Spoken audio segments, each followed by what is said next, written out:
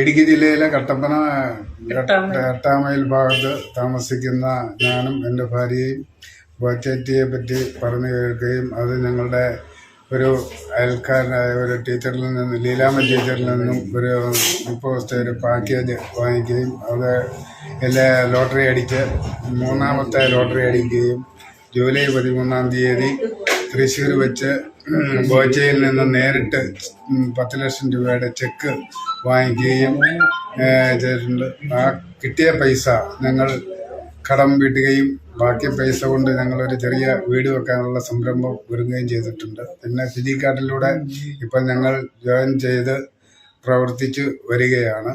ഇപ്പോൾ ഞങ്ങൾ നിൽക്കുന്നത് ഫിജി കാർഡിൻ്റെ ഹോൾസെയിൽ കടയിലാണ്.